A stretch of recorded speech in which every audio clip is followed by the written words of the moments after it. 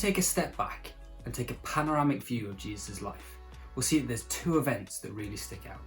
The first being his death on the cross, and the second being something that happened 3 days later, and that's his resurrection.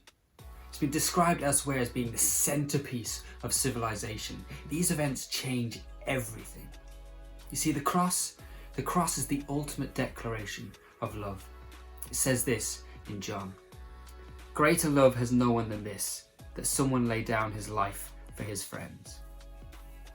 See, we no longer have reason to doubt that God is for us and loves us passionately.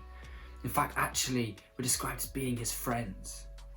You see, the cross ultimately healed the fracture that there was between God and his creation. It says this in Colossians: "For in Jesus, all the fullness of God was pleased to dwell, and through him to reconcile to himself all things, whether on earth or in heaven, making peace by the blood of his cross." See, no longer are we far off. In fact, actually the opposite. We've been welcomed home. You see, nothing can separate us from God because Jesus made sure of that. The cross defeated Satan. The reason the Son of God, Jesus, appeared was to destroy the works of the devil. You see, no longer do we need to cower in fear away from Satan and his destructive ways. Jesus has beaten him. And let's not forget the actual physical act of Jesus resurrecting from the dead. You see, Jesus also defeated death. Who got the last word, O death? O death, who's afraid of you now? You see, today we live in the aftermath of these wondrous events and in the stunning new reality that Jesus has won.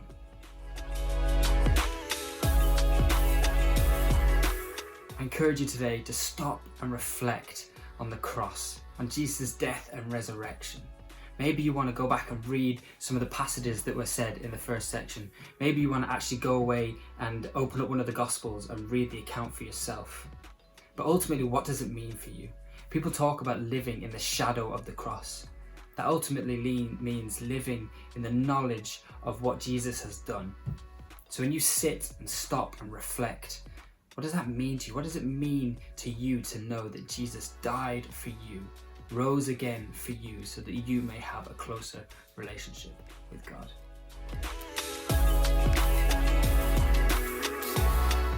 Take time to simply praise today. No other agenda, but to offer up thankfulness to Jesus and for what he's done in our lives.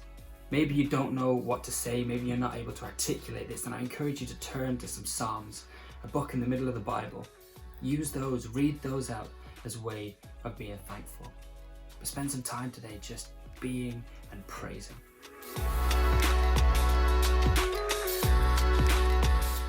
Take the praise with you today. Allow it to seep into your life. Allow it to seep in for the week. Call it a praise habit. Allow thankfulness and gratitude to fill your day. Maybe you want to do it at the end of the day, thinking back to all the stuff that has gone on and just being thankful for it, how it has impacted your life.